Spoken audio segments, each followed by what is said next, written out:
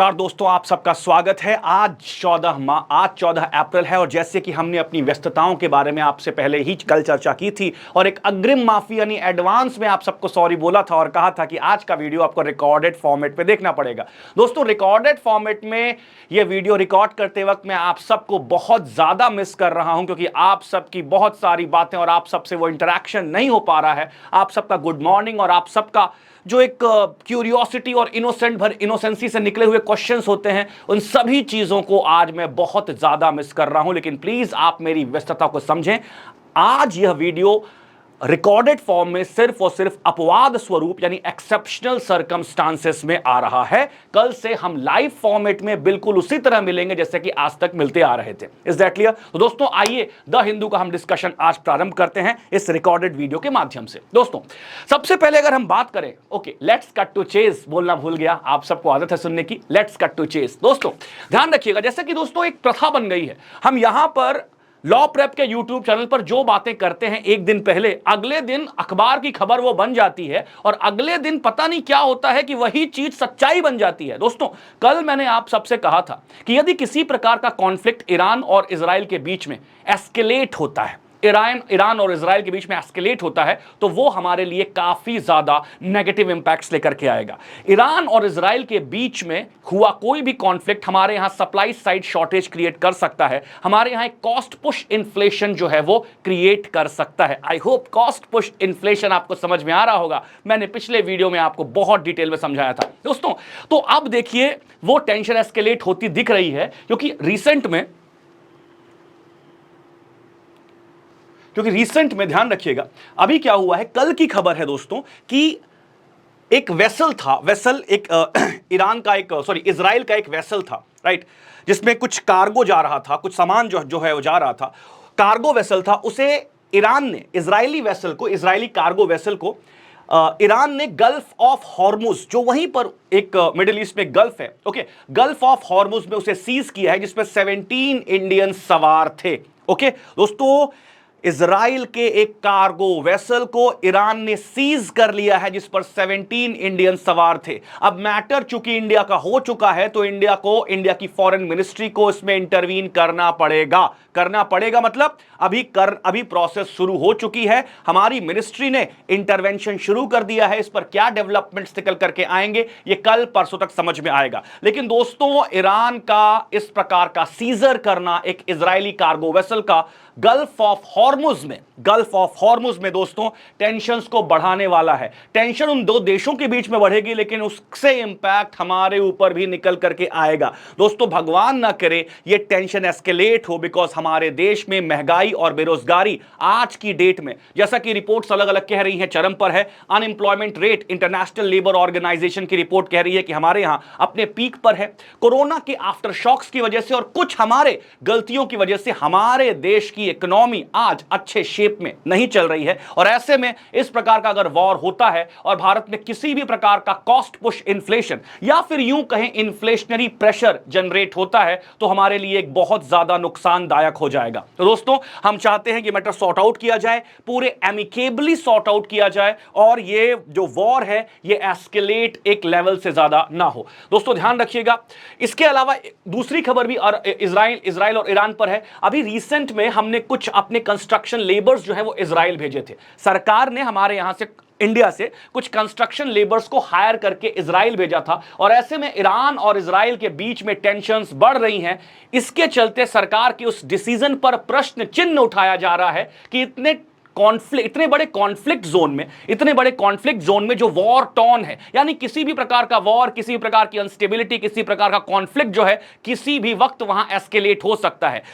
Israel already एक front पर लड़ाई लड़ रहा है एट गाजा और ऐसे में अगर दूसरा फ्रंट इजराइल का, ईरान वाला भी खुल जाएगा तो इजराइल जीते या हारे वो समझ में आता है, लेकिन हमारे जो बेचारे कंस्ट्रक्शन लेबर्स हैं वो वहां बुरी तरह फंस जाएंगे और वंस अगेन हमारे विदेश मंत्रालय के लिए, भारत सरकार के लिए उनको ले आना, उनका एक सेफ एग्जिट कराना एक बड़ी चुनौती, एक बड़ी रिस्पॉन्सिबिलिटी होगी। तो दोस्तों, ये दोनों ईरान और इजराइल कॉन्फ्लिक्ट से रिलेटेड जो है न्यूज आई है, आप सब इसे पढ़ लीजिएगा दोस्तों। Is that clear? पढ़ लीजिएगा दोस्तों। आज बड़े अच्छे आर्टिकल्स आए हैं, 3 बहुत अच्छे आर्टिकल्स आए हैं, उन पर एक एक करके चर्चा करते हैं। ज्यादातर पॉलिटिकल खबरें हैं। अखिलेश यादव ने एक अखिलेश यादव ने कहा है कि भाई ये चुनाव जो है डेमोक्रेसी को बचाने वाला चुनाव है, और अखिलेश यादव जी लोकतंत्र को बचाने के लिए आप देख सकते हैं खड़े हुए हैं। अखिलेश यादव से ही उम्मीद है कि इस देश के लोकतंत्र को बचाएंगे। खैर आगे मुझे कुछ नहीं बोलना इसके आगे। आगे चलते हैं दोस्तों, आगे चलते हैं, हम सब बात करते हैं कि इसके आगे क्या बोला जा रहा है। ओके,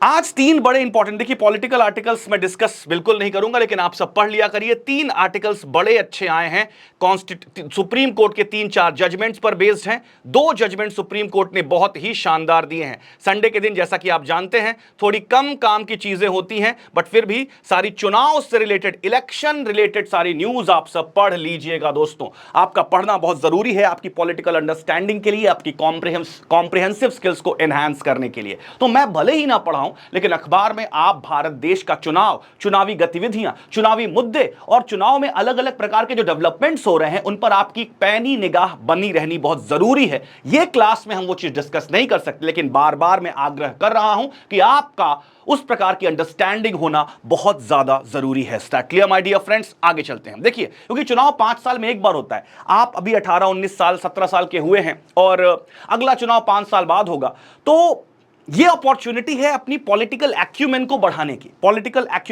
की, जिसे सिर्फ आप बढ़ा सकते हैं। ओके, ध्यान रखिएगा। चलिए दोस्तों, सबसे पहले हम बात करते हैं एक बहुत ही इंपॉर्टेंट जजमेंट की, जिसके बारे में ब्रीफली परसों बात हुई थी, लेकिन लद्दाख के चक्कर में हम उस पर एक बहुत बड़ी चर्चा नहीं कर पाए, बिकॉज परसों का जो सेशन था वो ज्यादातर लद्दाख के इर्द गिर्द घूम रहा था। दोस्तों ध्यान रखिएगा, सुप्रीम कोर्ट ने एक रिसेंट में रूलिंग दिया है। रिसेंट में रूलिंग ये दिया है, उस दिन कुछ दिन पहले रूलिंग दिया था कि हमारे कैंडिडेट्स यानी जो हमारे कैंडिडेट्स इलेक्शन फाइट कर रहे हैं, चुनाव में उतर रहे हैं, नॉमिनेशन फाइल करते वक्त उनके पास राइट टू प्रिवेसी भी होगा। ओके, राइट टू प्रिवेसी भी होगा, यानी जरूरी नहीं है, सुप्रीम कोर्ट ने उस जजमेंट में कहा, जरूरी नहीं है कि अपने जीवन के हर एपिसोड को वो खोल कर रख दें।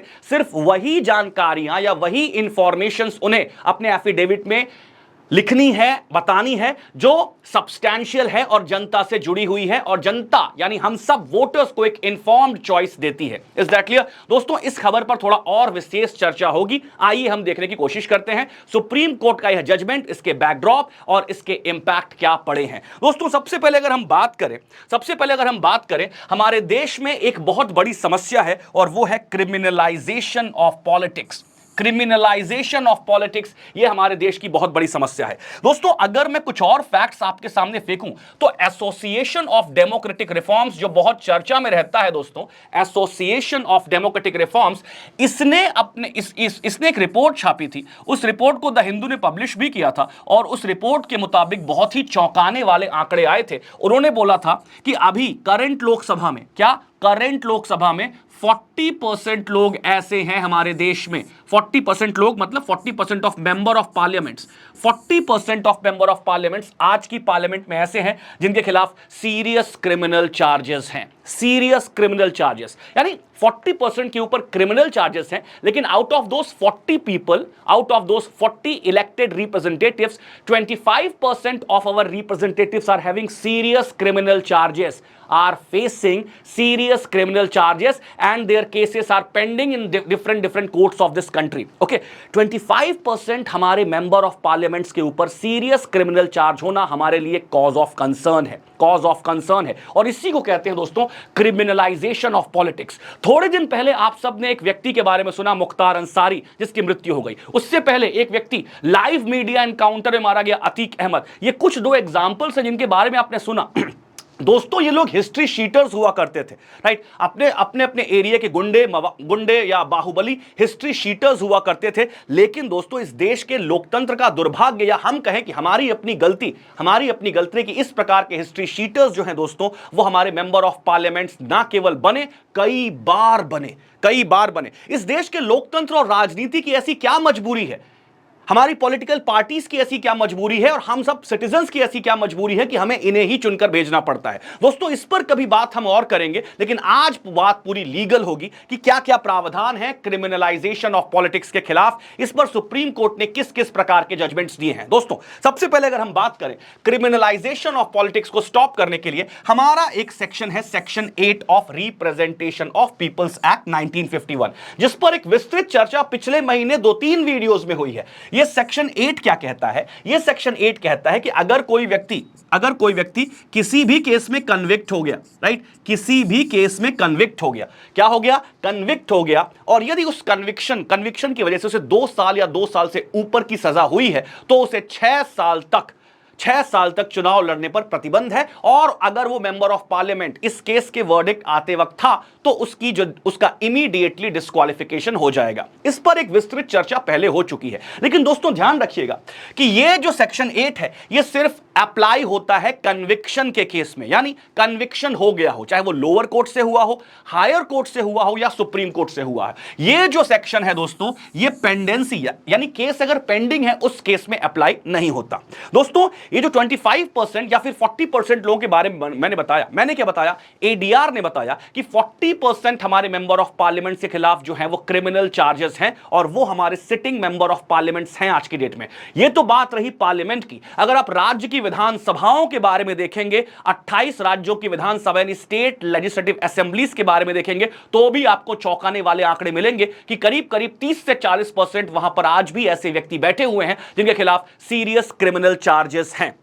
दोस्तों ध्यान रखिएगा, सीरियस क्रिमिनल चार्जेस हैं, एलिगेशन है, केस चल रहा है, और आपको तो पता है कि हमारी जुडिशरी या जुडिशियल प्रोसीडिंग्स काफी स्नेल स्पेस पर चलती है। स्नेल स्पेस यानी काफी स्लो एंड स्टीडी काम करती है, और इसकी वजह से केस जो है हमारे मेंबर ऑफ पार्लियामेंट्स का, ऐसे लोगों का केस जो है वो लंबे समय तक लंबित रहता है, चलता रहता है, और वो लगातार चुनाव लड़ते रहते हैं। एक एक केस 20-20, 25-25 साल तक खिंचता है, और ऐसे में वो 3-4 बार मेंबर ऑफ पार्लियामेंट्स या मेंबर ऑफ लेजिस्लेटिव असेंबलीज रह सकते हैं। तो दोस्तों अब वक्त आ गया है कि इस कानून के एम्बिट को थोड़ा सा इनलार्ज किया जाए। क्या हम ऐसा कह सकते हैं कि कन्विक्शन के साथ साथ अगर केसेस की पेंडेंसी है तो भी ये कानून लागू होगा? हालांकि ऐसा कहना बहुत खतरनाक है, क्योंकि ऐसे में हो सकता है ऐसे में इस कानून का बहुत ज्यादा मिसयूज होने की संभावना है। तो कुछ बीच का रास्ता निकाला जाना चाहिए। बीच का रास्ता ऐसे निकाला जाना चाहिए कि क्यों ना हम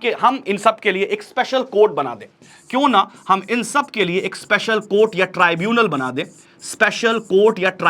दें, जो सिर्फ उन लोगों की सुनवाई करेगा जो हमारे इलेक्टेड रिप्रेजेंटेटिव्स हैं, यानी हमारे member of parliaments, member of legislative assemblies, जिनके खिलाफ सीरियस चार्जेस हैं, यानी ये 40% लोग जो पार्लियामेंट में बैठे हैं, और ऐसे ढेरों लोग जो राज्य विधानसभाओं में बैठे हैं। क्यों ना इनके लिए एक स्पेशल कोर्ट बना दी जाए, क्यों ना इनकी एक स्पेशल हियरिंग हो, क्यों ना इनके लिए एक ट्राइब्यूनल बने जहां पर इनके केसेस का स्विफ्ट डिस्पोजल हो। यह एक अच्छा रास्ता निकल करके आ सकता है, जिससे इस देश के क्रिमिनलाइजेशन ऑफ पॉलिटिक्स का एंड किया जा सकता है। दोस्तों आइए हम आगे चलते हैं, कुछ और बातों को समझने की कोशिश करते हैं। दोस्तों इसके बाद हमें देखा था कि ADR versus union of India 2002, ये एक लैंडमार्क केस है। आज ही मेरे सामने एक बच्ची पूछ रही थी, सर जनवरी से लेकर के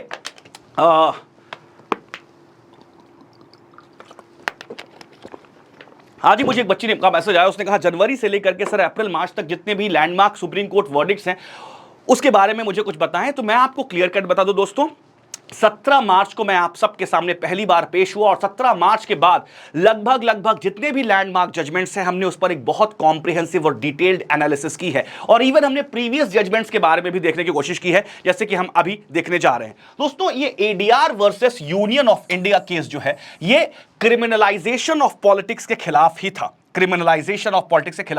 2002 से पहले इलेक्शन एफिडेविट या नॉमिनेशन फाइल करते वक्त ऐसा बिल्कुल जरूरी नहीं था, ऐसा बिल्कुल जरूरी नहीं था कि अपने एफिडेविट या अपने नॉमिनेशंस में हमारे जो member of parliament election fight कर रहे हैं, जो हमारे कैंडिडेट्स हैं, वो अपना एजुकेशनल क्वालिफिकेशन मेंशन करें, अपने क्रिमिनल रिकॉर्ड्स या क्रिमिनल एंटीसीडेंट्स को, यानी किस किस प्रकार के क्रिमिनल चार्जेस, किस किस प्रकार के क्रिमिनल केसेस उनके खिलाफ लंबित हैं, पेंडिंग हैं, इसके बारे में जानकारी दें। ऐसा कोई भी कानून नहीं था, ऐसा कोई भी जजमेंट नहीं था 2002 से पहले, राइट, जो मैंडेटरी करता हो कि इलेक्शन एफिडेविट में आपको ये सारी इंफॉर्मेशन देनी है।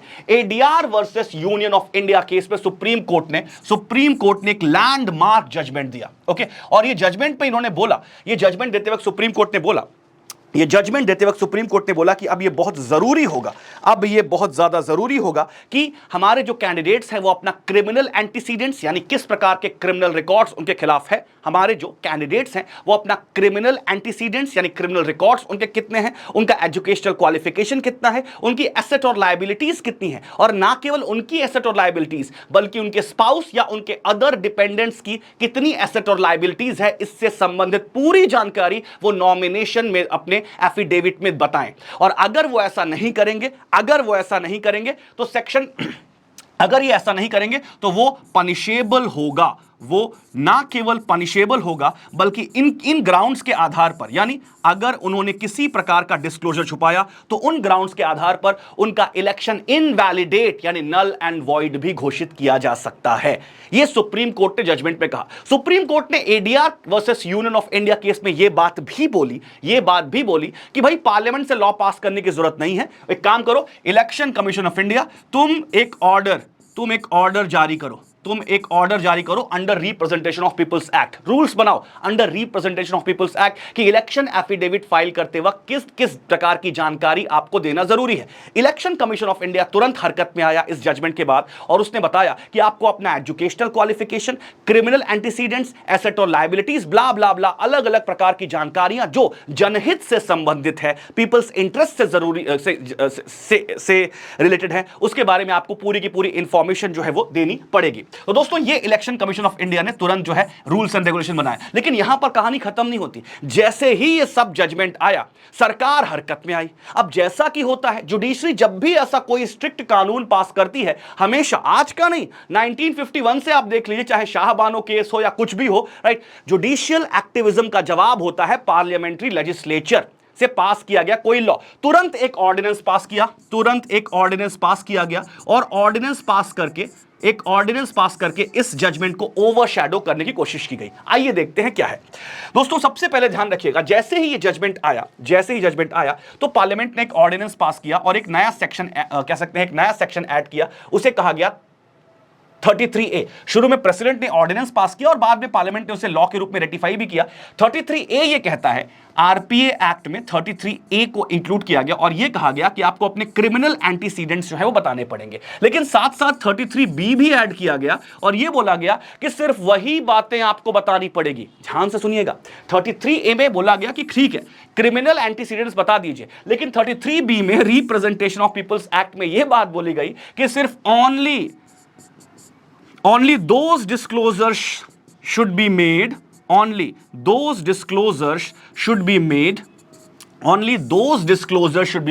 which is mentioned in this RPA Act। यानी इलेक्शन कमीशन ऑफ इंडिया ने जो बोला था कि ना केवल criminal antecedents, educational qualification, asset and liabilities, ये सारी चीजें, और ना केवल अपनी एसेट और लायबिलिटीज, अपने स्पाउस की और अपने डिपेंडेंट्स की सारी एसेट एंड लायबिलिटीज आपको बतानी पड़ेगी। 33B ने कहा कि नहीं, सिर्फ 33A में जो ग्राउंड्स मेंशन है, जैसे क्रिमिनल एक्टिविटीज और क्रिमिनल एंटीसीडेंट्स और 2-3 चीजें, सिर्फ वही बतानी जरूरी है। Is that clear? Once again दोस्तों, सुप्रीम कोर्ट में इस 33B को चैलेंज किया गया in PUCL, people's union of civil liberties versus union of India case में, राइट। 33B को चैलेंज किया गया और यह कहा गया कि 33B जो है वो आर्टिकल 19 का वायलेशन है। आर्टिकल 19 यानी we the people of India have right to know what are the qualifications, what is the status, what is the criminal records, what is the educational qualification, etc of our candidates। हम सभी नागरिकों का under article 19 जानने का यह अधिकार है, in fact मूल अधिकार है, फंडामेंटल राइट है कि हमारे कैंडिडेट्स कितने कत्ल किए हैं, कितने मर्डर किए हैं, क्या उनकी एजुकेशनल क्वालिफिकेशन है, और सबसे बड़ी बात उनके इनकम सोर्सेस क्या क्या हैं और उनकी इनकम क्या क्या है,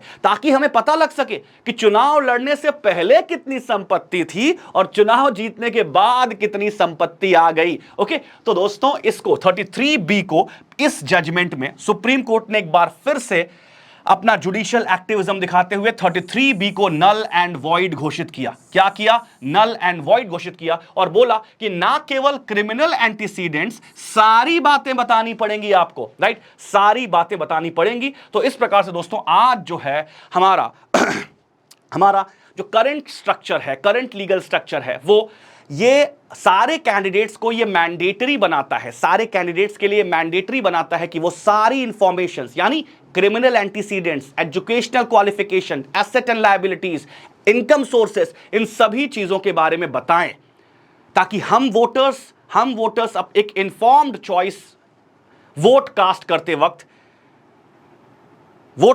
वक्त हम एक इन्फॉर्म चॉइस अपनी एक्सप्रेस और मैनिफेस्ट कर सकें। तो आई होप इट्स क्लियर। आज मैं आप सबसे पूछ नहीं सकता, कमेंट सेक्शन में जवाब बताइए, मतलब अपने डाउट्स पूछिए, बट अगर आपको किसी प्रकार का कोई कंफ्यूजन आता है तो आप सब मुझसे just you all are just one click away from me. Is that clear my dear friends?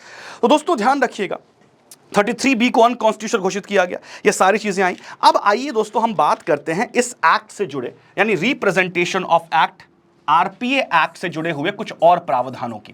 दोस्तों हमने अभी देखा 33A क्या करता है, हमने देखा 33A जो है वो कब आया, ADR versus union of India case के बाद 33A आया, जो मैंडेटरी करता है इंफॉर्मेशंस को डिस्क्लोज करना। दोस्तों इसके बाद आर्टिकल 125A भी है। 125A ये क्या कहता है? 125A ये कहता है कि अगर किसी प्रकार का नॉन डिस्क्लोजर आपने किया, यदि किसी प्रकार का नॉन डिस्क्लोजर आपने किया, यानी किसी प्रकार की इंफॉर्मेशन जो सब्सटैंशियल इंफॉर्मेशन है अपने इलेक्शन एफिडेविट में छुपाई, तो आपको 6 मंथ्स, ओके, आपको 6 मंथ्स और फाइन, 6 मंथ्स पनिशमेंट और फाइन और बोथ करना पड़ेगा। ओके, हालांकि ये जजमेंट तो बहुत, मतलब ये पनिशमेंट तो थोड़ा छोटा पनिशमेंट है भाई, विधायक बनने के बाद, सांसद बनने के बाद 6 महीने जेल भी रहेंगे, क्या फर्क पड़ रहा है, या फाइन दे देंगे, क्या फर्क पड़ रहा है। लेकिन दोस्तों सेक्शन 100 में कुछ और बात बोली गई है। सेक्शन 100 में बोला गया है कि यदि आपने किसी प्रकार का नॉन डिस्क्लोजर किया या फिर एक मिसलीडिंग इंफॉर्मेशन दी, गलत इंफॉर्मेशन दी, हिडन इंफॉर्मेशन दी, लेटेंट इंफॉर्मेशन दी, किसी भी प्रकार का एम्बिवैलेंस अगर आपके डिस्क्लोजर में है, क्लैरिटी नहीं है, वेगनेस है, थोड़ा सा लेटेंट फीचर्स आपके डिस्क्लोजर्स पे निकल करके आ रहे हैं, तो ऐसी परिस्थिति में section 100 of representation of people's act कहता है कि आपका इलेक्शन जो है वो इनवैलिडेट यानी नल एंड वॉइड घोषित हो सकता है। ये थोड़ा खतरनाक प्रोविजन है। आर्टिकल 125A, 6 महीने की जेल, क्या फर्क पड़ता है? ओके, 6 महीने की जेल। Is that clear? तो यदि आपने किसी प्रकार का नॉन कॉम्प्लायंस किया इलेक्शन कमीशन ऑफ इंडिया के साथ और रिप्रेजेंटेशन ऑफ पीपल्स एक्ट 1951 के साथ, तो सेक्शन 100 आपके इलेक्शन को नल एंड वॉइड यानी इनवैलिडेट घोषित कर सकता है। Is that clear my dear friends? ठीक है, तो ये कुछ पिटीशन है। अच्छा, अब हम लोग बात करते हैं कि हम इसे किस आलोक में पढ़ रहे हैं। ओके, हम लोग समझने की कोशिश करते हैं हम इस केस को पढ़ क्यों रहे हैं, करंट में ये केस न्यूज में क्यों है, करंट में ये सेक्शंस न्यूज में क्यों है।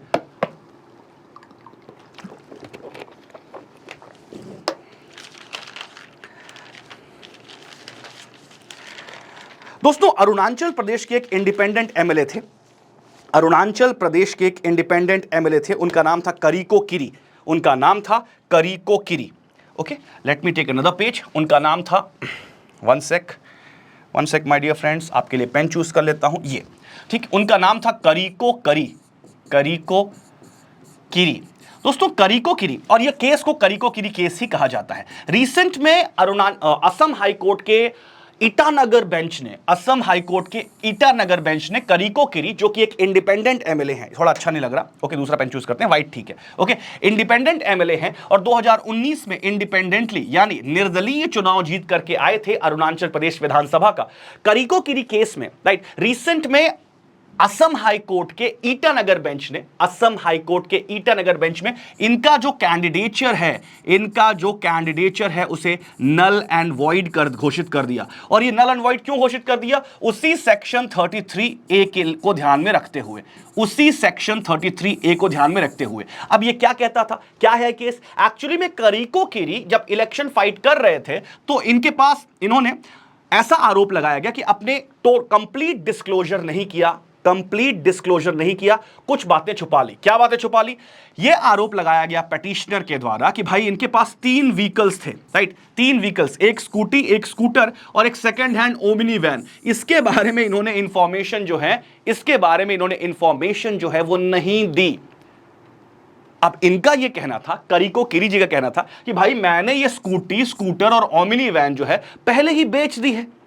तो जब किसको बेची है उसने एक्चुअली ट्रांसफर नहीं कराया अपने नाम पर, मैंने नो ड्यूज इशू नहीं किया, मैंने सामने वाले को ये स्कूटर, स्कूटी और ओमिनी जो है वो क्या कर दी है? बेच दी है। इन 3 व्हीकल्स को मैंने 6 साल पहले ही बेच दिया है। बस मेरी गलती ये हो गई या उनकी गलती ये है कि उन्होंने ट्रांसफर नहीं कराया इन तीनों व्हीकल्स को अपने नाम पर, यानी किसी प्रकार का न्यू ड्यूज आरटीओ की तरफ से इशू नहीं हुआ। दोस्तों, इस पूरे के पूरे छोटे से मामले को, राइट, ईटानगर बेंच ने इतना हाईलाइट किया कि ईटानगर हाई कोर्ट ने करीको कीरी जी का सेक्शन 33A का हवाला लेते हुए इनके पूरे के पूरे इलेक्शन को नल एंड वॉइड घोषित कर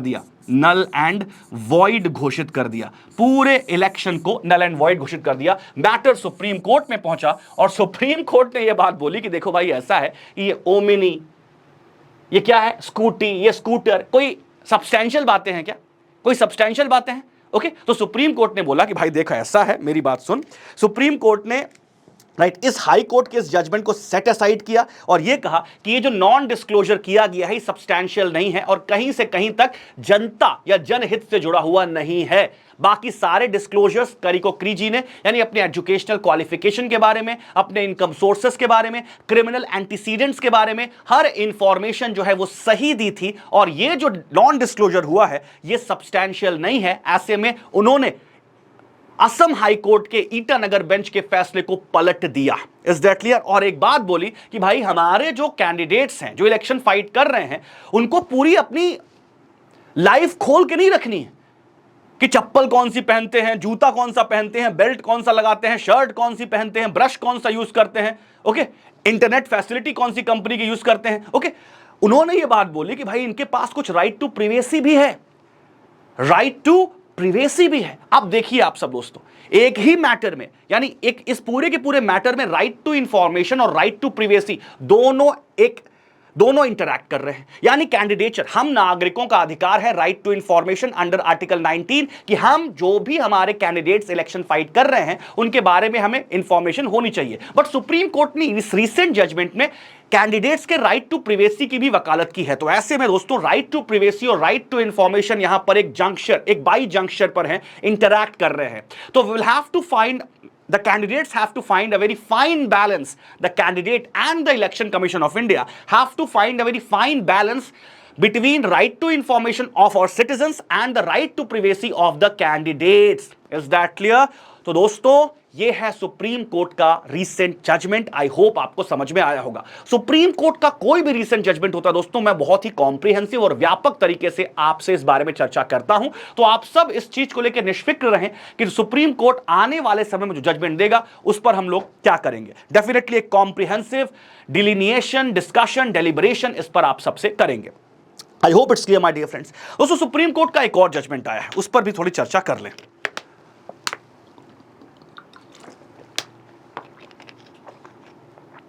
सुप्रीम कोर्ट का जजमेंट, आइए सुप्रीम कोर्ट का जजमेंट दोस्तों किस बारे में आया है। सुप्रीम कोर्ट का जजमेंट आया है क्लाइमेट चेंज के बारे में। दोस्तों थोड़ी दिन पहले हमने देखा था क्लाइमेट चेंज पर हम लगातार बात कर रहे हैं, ग्लोबल वार्मिंग पे लगातार बात कर रहे हैं। रिसेंट में सुप्रीम कोर्ट ने कहा था राइट टू एडवर्स इफेक्ट या negative effect, right to adverse effect या adverse impact against climate change, against climate change आपका एक फंडामेंटल राइट है। अगेंस्ट क्लाइमेट चेंज जो है वो आपका एक फंडामेंटल राइट है। ओके, यानी क्लाइमेट चेंज की वजह से यदि आपके ऊपर किसी प्रकार का एडवर्स इंपैक्ट पड़ता है तो वो एक क्या है, वो जो है वो आपका एक फंडामेंटल राइट है। और ये आपके आर्टिकल 21 यानी right to personal life and personal liberty और आर्टिकल 14 दोनों को जाकर टच करता है। दोस्तों, राइट टू लाइफ के लिए बहुत इंपॉर्टेंट होता है safe environment, right to life के लिए बहुत ही इंपॉर्टेंट होता है safe, hygienic, pollution free environment. इसलिए ये जो आर्टिकल, ये जो है right to adverse effect against climate change, ये आर्टिकल 21 को टच करता है। बट आर्टिकल 14 की दोस्तों अगर बात करें तो आर्टिकल 14 बात करता है राइट टू इक्वालिटी की। राइट टू इक्वालिटी यानी किसी भी आधार पर किसी प्रकार का कोई डिस्क्रिमिनेशन नहीं होना चाहिए। लेकिन अगर क्लाइमेट चेंज और क्लाइमेट चेंज के एडवर्स इंपैक्ट रियलिटी बनते हैं, एग्जीक्यूशन में आते हैं, हमारे लाइफ और लाइवलीहुड को अफेक्ट करते हैं दोस्तों, तो इस क्लाइमेट चेंज को रेजिस्ट करने की ताकत, क्लाइमेट चेंज और उसके एडवर्स और नेगेटिव इंपैक्ट को, उसके नेगेटिव कॉन्सिक्वेंसेस को रेजिस्ट करने की जो ताकत है, कैपेबिलिटी है, वो सिर्फ अमीरों में बचेगी। गरीबों को एक सेफ, अनहाइजीनिक और इसके एडवर्स इंपैक्ट को झेलना ही पड़ेगा। Is that clear? इसके एडवर्स इंपैक्ट को झेलना ही पड़ेगा। तो दोस्तों, एक प्रकार से कहा गया है कि ये जो एक्चुअली बात बोली गई है कि right to adverse effect against climate change, article 21 और आर्टिकल 14 दोनों का वायलेशन है, यानी राइट टू लाइफ का और राइट टू इक्वालिटी दोनों का वायलेशन है। दोस्तों, अगर इस बारे में बात करें तो दोस्तों चलिए, तो हमने से कुछ लीगल एस्पेक्ट के बारे में बात की। इसके बाद अगर केस हिस्ट्री के बारे में बात करें, केस हिस्ट्री है क्या इसका, ये एक्चुअली केस क्या है।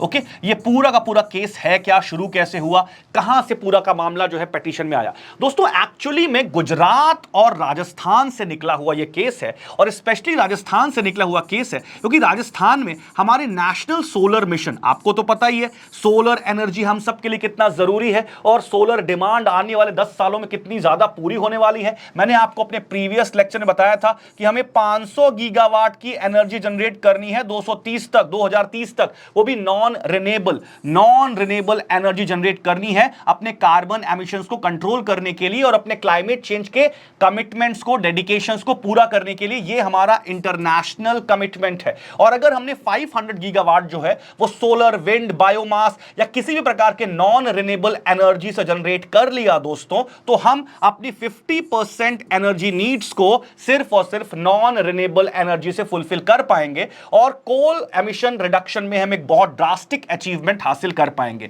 इसमें एक बहुत इंपॉर्टेंट कंपोनेंट है सोलर एनर्जी। इसमें एक बहुत ही इंपॉर्टेंट कंपोनेंट है दोस्तों solar energy. Out of 500 gigawatt जो हमें 2030 तक जनरेट करनी है, हमको 280 की गीगावाट, 280 गीगावाट के आसपास तो सिर्फ सोलर एनर्जी से कंट्रीब्यूशन लेना है इस 500 गीगावाट में। तो ये हमारा टारगेट है 2030 तक। और 1 करोड़ हाउसेस को, आपको पता है, हम सोलर पैनल्स प्रोवाइड करने हैं, तो हमें भारी संख्या में सोलर एनर्जी जनरेट करनी है। दोस्तों, राजस्थान का जो एक स्टेट बर्ड है, अब आते हैं बात पर। राजस्थान का जो स्टेट बर्ड है, इसे कहा जाता है ग्रेट इंडियन बस्टर्ड। मैं जीआईबी लिख रहा हूं लेकिन इसका फुल फॉर्म है ग्रेट इंडियन बस्टर्ड। ये ग्रेट इंडियन बस्टर्ड राजस्थान का स्टेट बर्ड है। और दोस्तों, IUCN यानी international union of conservation of nature, आऊंगा इस पर भी। IUCN एक संस्था है, उसके हिसाब से ग्रेट इंडियन बस्टर्ड जो है वो क्रिटिकली इंडेंजर्ड स्पीशीज है। क्रिटिकली इंडेंजर्ड स्पीशीज का मतलब होता है दोस्तों, अगर इनका ख्याल नहीं रखा गया तो बस कुछ ही सालों में ये एक्सटिंक्ट होने वाले हैं। इनकी संख्या इतनी ज्यादा कम हो चुकी है, इनके लिए एग्जिस्टेंस पर एक बहुत बड़ा क्राइसिस झूल रहा है और ये किसी भी वक्त एक्सटिंक्ट हो सकते हैं। तो ये क्रिटिकली इंडेंजर्ड स्पीशीज बन चुके हैं अकॉर्डिंग टू IUCN। एक बात थोड़ी सी IUCN पे कर लें दोस्तों। IUCN का फुल फॉर्म है international union of conservation of nature, और ये 1948 में ऑर्गेनाइजेशन बना था। इसका हेडक्वार्टर ग्लांड में है। Gland is a place in Switzerland. ये IUCN का हेडक्वार्टर है। तो दोस्तों, तीनों चीजें इंपॉर्टेंट है। पहला, अच्छा, IUCN एक विशेष प्रकार की लिस्ट जारी करता है, उसे कहते हैं रेड लिस्ट। ओके, ध्यान रखिएगा, उसका नाम है रेड लिस्ट। ओके, ये एग्जाम में कई बार क्वेश्चन आ चुका है, राइट। रेड लिस्ट को पब्लिश कौन करता है? आंसर है IUCN। और IUCN का फुल फॉर्म भी मैं बता चुका हूं आपको। IUCN का हेडक्वार्टर कहां पर है? ग्लांड, स्विट्जरलैंड में दोस्तों इसका हेडक्वार्टर है। तो ये कुछ फैक्चुअल इंफॉर्मेशन स्टैटिक आपको मैंने बता दी। IUCN रेड लिस्ट जारी करता है, यानी उस लिस्ट में बताता है कि कितने इंडेंजर्ड स्पीशीज हैं, कितने क्रिटिकली इंडेंजर्ड स्पीशीज हैं, और उनके बारे में एक लिस्ट जारी करता है और उसने ग्रेट इंडियन बस्टर्ड को जीआईबी, जो राजस्थान का स्टेट बर्ड भी है, उसे क्रिटिकली इंडेंजर्ड स्पीशीज माना है, यानी वो एक्सटिंक्ट होने के कगार पर खड़ा है। दोस्तों ऐसा बोला गया कि राजस्थान में जो नेशनल सोलर मिशन के चलते overhead transmission lines, okay, overhead transmission lines जो बिछाई जा रही हैं, ओवरहेड ट्रांसमिशन लाइंस जो बिछाई जा रही हैं, इसकी वजह से बहुत सारे हमारे जो ग्रेट इंडियन बस्टर्ड हैं इस ओवरहेड ट्रांसमिशन लाइन से टकराते हैं और उनकी डेथ लगातार होती जा रही है। ऑलरेडी वो क्रिटिकली इंडेंजर्ड हैं, ऑलरेडी आईयूसीएन ने उन्हें क्रिटिकली इंडेंजर्ड स्पीशीज माना है और ऊपर से राइट इन ओवरहेड ट्रांसमिशन लाइन से जो बचे कुचे हैं वो भी टकरा कर मर रहे हैं। ओके, बहुत सारे एनवायरमेंटलिस्ट ने पूरे के पूरे मैटर को सुप्रीम कोर्ट पे ले गए। ओके, 2021 में सुप्रीम कोर्ट पे ले गए। सुप्रीम कोर्ट ने अपने ओपनिंग रिमार्क्स में यह बात बोला कि क्यों ना इन ओवरहेड ट्रांसमिशन लाइंस को जो सोलर प्लांट या सोलर इंस्टॉलेशन के लिए लगाई जा रही हैं, बिछाई जा रही हैं, इन्हें अंडरग्राउंड कर दिया जाए। अच्छा सवाल था, अच्छा उपाय था, सुप्रीम कोर्ट ने एक अच्छा उपाय दिया। लेकिन जैसे ही हमारी मिनिस्ट्री ऑफ रिन्यूएबल एनर्जी यानी भारत सरकार की मिनिस्ट्री ऑफ रिन्यूएबल एनर्जी से यह बात पूछी गई कि क्या इन ओवरहेड ट्रांसमिशन लाइंस को अंडरग्राउंड बिछाया जा सकता है, तो हमारी सरकार ने बोला पहली चीज ये इनप्रैक्टिकल है, बहुत टेक्निकली कॉम्प्लेक्स है और इसकी वजह से बहुत ज्यादा एक्सपेंडिचर हो जाएगा और वो एक्सपेंडिचर हमको ट्रांसफर करना पड़ेगा किस पर, पब्लिक पर, और आखिरी में इलेक्ट्रिसिटी कॉस्ट बहुत हाई हो जाएगी और हमारा उद्देश्य है चीप इलेक्ट्रिसिटी प्रोवाइड करना। Is that clear? आने वाले समय में तो इलेक्ट्रिसिटी कॉस्ट जो है वो बहुत ज्यादा हाई हो जाएगी, ये सरकार ने जवाब दिया। तो एक तरफ था एनवायरमेंटलिस्ट का तर्क कि भाई ग्रेट इंडियन बस्टर्ड लगातार इन ओवरहेड ट्रांसमिशन लाइन से टकरा रहे हैं और ऑलरेडी वो क्रिटिकली इंडेंजर्ड है, उनकी डेथ हो रही है। दूसरी तरफ भारत सरकार बोल रही थी कि भाई अंडरग्राउंड लाइन हम लोग नहीं बिछा सकते बिकॉज वो बहुत खर्चा आएगा, समय लगेगा, 2030 तक टारगेट्स पूरे करने हैं और ये हमारे क्लाइमेट चेंज कमिटमेंट्स का एक बहुत ही प्राइमरी गोल है, सोलर एनर्जी के अपने टारगेट्स को पूरा करना, प्लस हमें चीप इलेक्ट्रिसिटी भी पब्लिक को प्रोवाइड करनी है।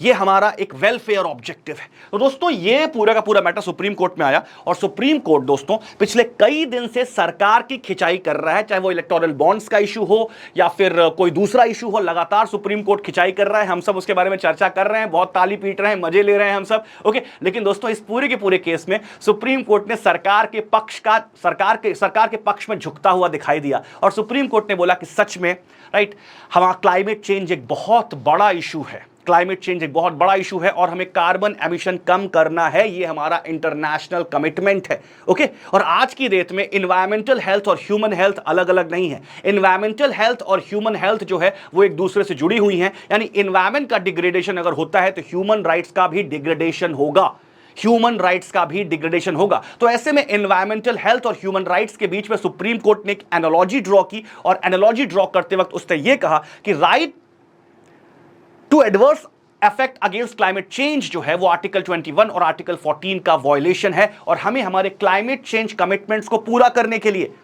हमें हमारे क्लाइमेट चेंज कमिटमेंट्स को, इंटरनेशनल ऑब्लिगेशंस और इंटरनेशनल रिस्पॉन्सिबिलिटीज को, साथ साथ ह्यूमैनिटी के प्रति जो हमारी रिस्पॉन्सिबिलिटी है, एनवायरमेंट के प्रति जो हमारी रिस्पॉन्सिबिलिटी है, उसे पूरा करने के लिए नेशनल सोलर मिशन पूरा करना पड़ेगा। और ऐसे में अब कोई और रास्ता निकालते हैं ग्रेट इंडियन बस्टर्ड्स को बचाने के लिए। ओके, अदरवाइज ये ट्रांसमिशन लाइंस तो अब मुश्किल है कि अंडरग्राउंड हो पाए। Is that clear? यहां सुप्रीम कोर्ट आंशिक रूप से सरकार के पक्ष में झुकता हुआ दिखाई दिया। Is that clear my dear friends? I hope the whole judgement is clear.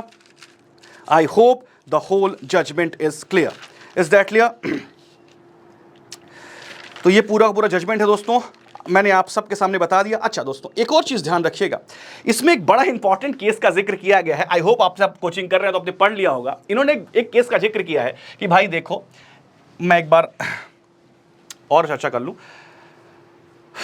ये पूरा का पूरा आर्टिकल है, इसमें कुछ और लॉस के बारे में बताया गया है कि एनवायरमेंटल प्रोटेक्शन के लिए हमने कौन कौन से लॉस पास किए हैं, जैसे wild life protection act 1972, water prevention and control pollution act 1974, air prevention and control of pollution act 1981, environment protection act 1986 और नेशनल ग्रीन ट्रिब्यूनल एक्ट 2010। ये कुछ हमने एक्ट्स एनवायरमेंट प्रोटेक्शन के लिए पास किए हैं। इसमें यह बात बोली गई है कि भाई ये एनवायरमेंटल एक्ट्स जो है वो अलग अलग डायरेक्शन में जाते हैं, तो हमें एक अम्ब्रेला लेजिस्लेशन की जरूरत है जो इन सारे एक्ट्स को एक अम्ब्रेला में, एक प्लेटफॉर्म के अंदर ले आए। इस पर भी एक थोड़ा चिंता व्यक्त की है कि भाई हमारे पास एनवायरमेंट को लेकर अलग अलग लॉज हैं, वाइल्ड लाइफ प्रोटेक्शन एक्ट को लेकर अलग लॉ है, वाटर प्रोटेक्शन को लेकर अलग लॉ है, एनवायरमेंटल प्रोटेक्शन को लेकर अलग लॉ है, नेशनल ग्रीन ट्रिब्यूनल एक्ट अलग है। So we have very multitude of legislative frameworks, where we have multiple legislative frameworks, we have diverse legislative frameworks, right? So there is need to bring all these legislation, all these laws under one roof, under one umbrella. So we need to have an integrated legislative mechanism that can assimilate all these laws which are moving in different directions. Is that clear, my dear friends? तो इस पर भी चर्चा व्यक्त की है, लेकिन फिर भी आखिरी में आर्टिकल 21 से जोड़ते हुए, 14 और 21 से जोड़ते हुए इसे फंडामेंटल राइट का पार्ट बताया है। Is that clear? ओके, इसके बारे में कुछ इंटरनेशनल प्रेसिडेंट्स क्या है, इंटरनेशनल प्रेसिडेंट्स के बारे में बात करते हुए दोस्तों पेरिस एग्रीमेंट के बारे में हमने बात की है। पेरिस एग्रीमेंट वही एग्रीमेंट है 2015 में, राइट, 2015 में हुआ था, जिसके बारे में मैंने आपसे पिछले कुछ क्लासेस में चर्चा की थी। कमेंट सेक्शन में आप बताएंगे कि पेरिस एग्रीमेंट जो है वो कौन सा कॉप था। दोस्तों पेरिस एग्रीमेंट में ये ग्लोबल वार्मिंग को लेकर कुछ कड़े और बड़े फैसले लिए गए थे, उसमें कुछ इंटरनेशनल ऑब्लिगेशंस फिक्स किए गए थे और टारगेट्स बताए गए थे कि भाई हमें अर्थ का टेंपरेचर आने वाले समय में, आने वाले डेकेड्स में 2 डिग्री सेल्सियस तक कम करना जरूरी है। लेकिन मैंने आपको रिसेंट में कुछ दिन पहले एक वीडियो में बताया था कि भाई 2 डिग्री सेल्सियस कम करना जरूरी था पेरिस एग्रीमेंट में, और 1.5 degree Celsius already Paris agreement के 10 साल पूरे होने से पहले बढ़ गया। ओके, तो पेरिस एग्रीमेंट के ऑब्लिगेशंस को, प्रोविजंस को, कन्वेंशंस को कितना ज्यादा फॉलो किया जा रहा है, इसके रिजल्ट्स अब सामने आ रहे हैं कि 1.5 डिग्री सेल्सियस तो पहले ही बढ़ गया, बचा 0.5, वो भी बढ़ जाएगा 2-4 साल में। ओके, तो पेरिस एग्रीमेंट अभी तक फेल होता दिखाई दे रहा है और यह हमारा बहुत बड़ा कॉज ऑफ कंसर्न है। आइए दोस्तों आगे बात करते हैं। ओके, तो पेरिस एग्रीमेंट से ये बात कहीं ना कहीं शुरू होती है कि भाई एनवायरमेंटल हेल्थ और ह्यूमन राइट्स जो है वो अलग अलग नहीं है। आज की डेट में एनवायरमेंट बहुत क्लोजली इंटरवाइंड है ह्यूमन राइट्स के साथ। आज की डेट में एनवायरमेंट जो है वो बहुत क्लोजली इंटरवाइंड है ह्यूमन राइट्स के साथ, और पेरिस एग्रीमेंट का जो प्रियम्बल है, वो ये बात कहता है ह्यूमन राइट्स और एनवायरमेंटल हेल्थ एक दूसरे से अलग नहीं है। तो सुप्रीम कोर्ट ने आर्टिकल 21 के साथ इसे मिक्स करते वक्त इंटरनेशनल प्रेसिडेंट्स और पेरिस एग्रीमेंट के बारे में भी बात की है दोस्तों। Is that clear? तो सुप्रीम कोर्ट ने बात की। इसके अलावा दोस्तों जजमेंट में, क्लाइमेक्स में केस के बारे में बात की गई है, वो है MC Mehta versus union of India. दोस्तों MC Mehta versus union of India के बारे में तो आप जानते होंगे। MC मेहता एक बहुत बड़े पर्यावरण वकील थे, जिन्हें ग्रीन एडवोकेट या एनवायरमेंटल एडवोकेट कहता है। जिन बच्चों को MC मेहता के बारे में नहीं पता है, प्लीज आप सब MC मेहता को गूगल करें। इन्हें ग्रीन एडवोकेट या एनवायरमेंटल एडवोकेट भी कहते थे। 1980s के डेकेड में एनवायरमेंट को लेकर बहुत ज्यादा सजगता या बहुत ज्यादा अवेयरनेस वर्ल्ड लेवल पर नहीं थी। ऐसे में MC मेहता एक ऐसे वकील के रूप में सामने आते हैं जो लगातार पर्यावरण से संबंधित पर्यावरण से संबंधित जो मुद्दे हैं, एनवायरमेंटल इश्यूज हैं, चाहे वो ताजमहल का मामला हो, चाहे वो पॉलीथीन का मामला हो, अलग अलग प्रकार की चीज, प्लास्टिक का मामला हो, बहुत सारे मैटर्स में उन्होंने सुप्रीम कोर्ट तक पिटीशन फाइल की है और इसीलिए उन्हें जो है वो ग्रीन एडवोकेट कहते हैं। और ऐसा ही एक केस था 1985 में MC Mehta versus union of India. दोस्तों आपको इस केस के बारे में पता होगा, एक श्रीराम फूड फर्टिलाइजर नाम की कंपनी थी, श्रीराम फूड फर्टिलाइजर नाम की कंपनी थी जो दिल्ली के कीर्ति नगर में थी। और ये श्रीराम फूड फर्टिलाइजर जो है वो बहुत ज्यादा और भारी मात्रा में केमिकल गैसेस को रिलीज कर रही थी। 1985 से ठीक पहले, 1 साल पहले, जिस शहर में मैं बैठा हूं यानी भोपाल गैस ट्रेजेडी का केस हमारे सामने आ चुका था कि किस प्रकार का हैवोक और किस प्रकार का डिजास्टर जो है वो भोपाल गैस ट्रेजेडी ने मचाया था। तो ऐसे में दिल्ली का कीर्तिनगर दूसरा भोपाल न बन जाए, दूसरा भोपाल न बन जाए, इसलिए श्रीराम फूड फर्टिलाइजर्स को हटाने की, और श्रीराम फूड फर्टिलाइजर की वजह से जो एक बहुत ही खतरनाक किस्म की ओलियम गैस रिलीज हो रही है, और सिर्फ ओलियम नहीं, अलग अलग प्रकार के सल्फर प्रोडक्ट्स जो है वो रिलीज हो रहे थे, सल्फ्यूरिक गैसेस जो है वो रिलीज हो रही थी। उन सब चीजों को दिल्ली के एक ऐसे जगह से हटाने के लिए जहां 2 लाख की आबादी रहती है, एक पिटीशन दायर की गई। अब इस केस के बारे में चर्चा कभी और होगी, लेकिन ये केस फेमस है दोस्तों एक बहुत इंपॉर्टेंट चीज के लिए, क्योंकि सुप्रीम कोर्ट में उस वक्त जस्टिस भगवती थे, शायद जस्टिस भगवती, मैं कंफर्म नहीं हूं बट गूगल कर लेंगे अपन। जस्टिस भगवती ने अपने जजमेंट पे शायद ये बोला था, राइट, सुप्रीम कोर्ट ने, मैं अब जस्टिस भगवती को लेकर कंफर्म नहीं, तो सुप्रीम कोर्ट बोलता हूं, सुप्रीम कोर्ट ने यह बात बोला था कि सुप्रीम कोर्ट ने पहली बार actually principle of absolute responsibility, अब आप गूगल करेंगे, कभी और बताऊंगा, प्रिंसिपल ऑफ एब्सोल्यूट रिस्पॉन्सिबिलिटी का प्रयोग जो है वो किया था। भारत में पहली बार प्रिंसिपल ऑफ एब्सोल्यूट रिस्पॉन्सिबिलिटी का यूज जो है वो MC मेहता केस में किया गया था। दोस्तों ध्यान रखिएगा, और प्रिंसिपल ऑफ एब्सोल्यूट रिस्पॉन्सिबिलिटी, आप सब तो क्लैट के स्टूडेंट्स हैं, सबसे पहले रेलैंड वर्सेस फ्लेचर केस में निकल करके सामने आई थी, बट भारत में सबसे पहला प्रयोग उसका MC Mehta versus union of India के लैंडमार्क जजमेंट में किया गया था। दोस्तों वो एनवायरमेंट से रिलेटेड पहला लैंडमार्क जजमेंट था जिसने पूरे जुडिशियल टोन एंड टेनर को या जुडिशियल प्रेसिडेंट्स में एक एनवायरमेंटल कंपोनेंट लेकर के आए 1985 में। ये जजमेंट आज ये जजमेंट जब आया कि ये वाला जब सुप्रीम कोर्ट ने फंडामेंटल राइट बोला, तो MC मेहता के जजमेंट को याद किया कि शुरुआत कहां से हुई थी एनवायरमेंट और एनवायरमेंटल प्रोटेक्शन को लेकर के। Is that clear? तो ये पूरा का पूरा जो है दोस्तों हमने आर्टिकल डिस्कस कर लिया है। ये दो बड़े ही अच्छे आर्टिकल्स हैं सुप्रीम कोर्ट के जजमेंट में बेस्ड। एक बड़ी अच्छी रिपोर्ट आई है, बड़ी खतरनाक रिपोर्ट आई है, इसके बारे में चर्चा करके हम आज की वीडियो को क्लोज करेंगे, क्योंकि आपको पता है मुझे जाना है। अभी सुबह है, मैं सुबह रिकॉर्ड कर रहा हूं, मुझे पता है वहां से आने मुझे कितना समय लग जाएगा, उस सेशन से आने में, जय बोरा के सेशन से आने में मुझे कितना समय लग जाएगा मैं ये बता नहीं सकता दोस्तों। इसलिए मैं आप सबके सामने रिकॉर्डेड फॉर्मेट में आया हूं आज। इससे पहले कि मैं वहां जाऊं और वहां एग्जॉस्ट हो जाऊं, मैं पूरी एनर्जी पहले आपके लिए लगाना चाहता था, इसलिए एग्जॉस्ट होने के बाद मैं रिकॉर्ड नहीं करना चाहता था। दोस्तों चलिए हम आगे चलते हैं। अच्छा, ये बड़ी इंपॉर्टेंट एक रिपोर्ट आई है, आइए इस पर भी थोड़ी चर्चा हम लोग कर लेते हैं।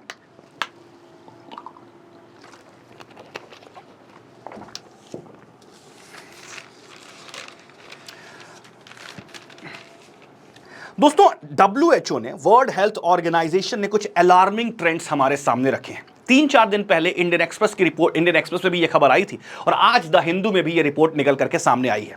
WHO ने बहुत ही स्टार्कलिंग, बहुत ही अलार्मिंग ट्रेंड्स हमारे सामने रखे हैं। उन्होंने बोला है कि भारत जो है वो हेपेटाइटिस केसेस में, हेपेटाइटिस आपको पता है एक बीमारी है, उसके बारे में चर्चा होगी अभी, हेपेटाइटिस के केसेस में पूरे वर्ल्ड में नंबर 2 पर है। राइट, पूरे वर्ल्ड में नंबर 2 पर है। भारत में आज की डेट में 3.5 करोड़ यानी 3.5 करोड़ हेपेटाइटिस के केसेस हैं, जो पूरे वर्ल्ड के केसेस के 11.6% है। जरा डेटा को गौर करिएगा, सब कुछ आपके इसमें लिखा हुआ है। भारत में आज 3.5 करोड़ एक्टिव हेपेटाइटिस केसेस हैं, जो कि पूरे वर्ल्ड का 11.6% है। और ऐसे में हेपेटाइटिस के केसेस में भारत पूरे विश्व में दूसरे स्थान पर है, क्योंकि पहले स्थान पर चीन है, जहां करीब करीब पूरे वर्ल्ड के 27% केसेस पाए जाते हैं। हमारे यहां 11.5% और चीन में 27% के आसपास हेपेटाइटिस के केसेस पाए जाते हैं। दोस्तों हम दूसरे स्थान पर हैं। अच्छा, इसके बारे में ये आर्टिकल दोस्तों ये भी कहता है कि भारत में करीब 3,500 लोग, 3,500 लोग जो हैं वो पर डे, पर मंथ और पर ईयर नहीं, 3,500 लोग पर डे सिर्फ और सिर्फ हेपेटाइटिस की वजह से, हेपेटाइटिस वायरस की वजह से डेथ हो जाती है। हेपेटाइटिस वायरस की वजह से डेथ हो जाती है। और भारत में किसी भी बीमारी की वजह से डेथ होने पे हेपेटाइटिस दूसरे नंबर पर है, पहले नंबर पर ट्यूबरक्लोसिस है। मैंने आपको बताया था कि ट्यूबरक्लोसिस आज भारत में सबसे बड़ा डेथ करने वाला डिजीज है, या सबसे बड़ा हम यूं कह सकते हैं कि डेथ कॉजिंग डिजीज है। और दूसरे नंबर पर हेपेटाइटिस आता है, जहां पर करीब 3,500 लोग रोज हेपेटाइटिस की वजह से डेथ हो जाते हैं। दोस्तों मैंने आपको पिछले कुछ प्रीवियस वीडियोस में बताया था कि हमने ट्यूबरक्लोसिस को खत्म करने के लिए 2025 की डेट चुनी है, यानी भारत को टीबी मुक्त भारत बनाने के लिए भारत सरकार ने 2025 तक का टारगेट रखा है, लेकिन उसमें हम बिल्कुल भी पहुंचते हुए दिखाई नहीं दे रहे हैं, क्योंकि टीबी में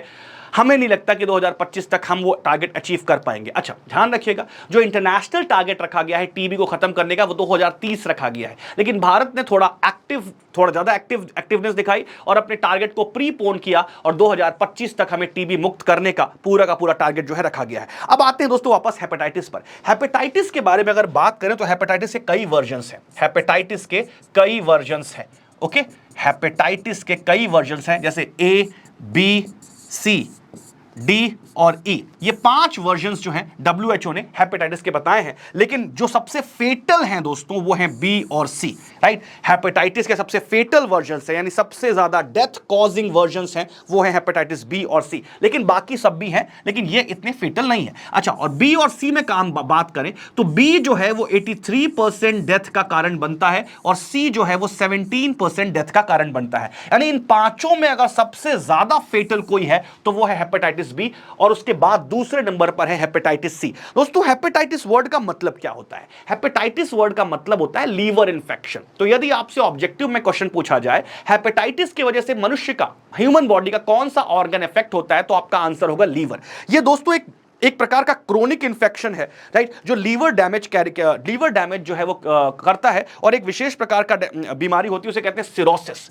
ये जरा ध्यान रखिएगा, सिरोसिस। एग्जाम में क्वेश्चन आ सकता है सिरोसिस का संबंध किससे है, तो आपको बताना पड़ेगा लीवर इन्फेक्शन। लीवर इन्फेक्शन जिसे सिरोसिस कहते हैं, लीवर कैंसर भी कुछ लोग कह देते हैं सिरोसिस, और ये हेपेटाइटिस की वजह से या हेपेटाइटिस की वजह से होता है। हेपेटाइटिस के ये वर्जन रहे सारे के सारे 5 वर्जन्स, बी और सी सबसे फेटल, और उसमें से सबसे फेटल जो है वो कौन सा है? बी। हेपेटाइटिस के इंडिया में करीब करीब 3500 डेथ्स डेली हो रही हैं, डेली, ओके। और पूरे वर्ल्ड में हम 11.7%, राइट, हमारा कंट्रीब्यूशन है हेपेटाइटिस में, यानी पूरे वर्ल्ड में जितने मरीज हैं उसमें से 11.7% सिर्फ इंडिया में पाए जाते हैं, और हम दूसरे नंबर पर हैं आफ्टर चाइना।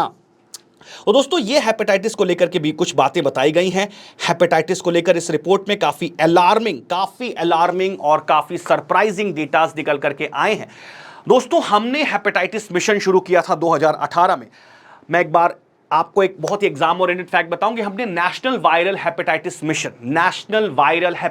मिशन जो है वो 28 जुलाई 2018 को शुरू किया था। 28 जुलाई 2018, और 28 जुलाई को हमने इसलिए शुरू किया था क्योंकि 28 जुलाई को मनाया जाता है वर्ल्ड हेपेटाइटिस डे। तो ये भी आपके एग्जाम के लिए एक इंपॉर्टेंट फैक्ट है। दोस्तों, 2018 में हमने नेशनल हेपेटाइटिस मिशन शुरू किया था, और ये टारगेट रखा था कि 2030 तक हम अपने देश से हेपेटाइटिस को एलिमिनेट कर देंगे, ओके, एलिमिनेट कर देंगे। ट्यूबरक्लोसिस के लिए 2025 हमने डेट रखी है, और हेपेटाइटिस को एलिमिनेट करने के लिए 2030 डेट रखी है। लेकिन दोस्तों, ना तो ट्यूबरक्लोसिस में और ना ही हेपेटाइटिस में हम कहीं आगे बढ़ते दिखाई दे रहे हैं। WHO की इस रिपोर्ट ने पूरी तरह एक्सपोज करके रख दिया है हमारे पूरे हेपेटाइटिस को लेकर कॉम्बैट ऑपरेशंस को। Is that clear? और हमारी मेडिकल प्रिपेयर्डनेस को, हेल्थ रिस्पॉन्स सिस्टम को पूरी तरीके से एक्सपोज करके रख दिया है दोस्तों। Is that clear?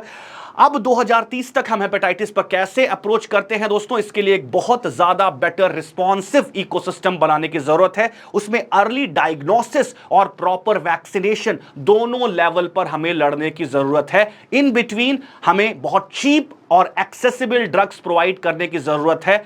तो कुल मिलाकर हमें हेल्थ ओवरहॉलिंग करनी पड़ेगी। इतनी बड़ी बीमारी और इतनी भारी संख्या में जो लोगों को अफेक्ट कर रही है बीमारी, उससे लड़ने के लिए आप इस रिपोर्ट को जरूर पढ़िएगा दोस्तों, आप इस रिपोर्ट को जरूर पढ़िएगा। Is that clear? जरूर पढ़िएगा हेपेटाइटिस के बारे में। ये हेल्थ रिलेटेड चीजें जो आती हैं काफी इंपॉर्टेंट होती हैं एग्जाम के लिए भी और रीडिंग कॉम्प्रिहेंशन के लिए भी। Is that clear? तो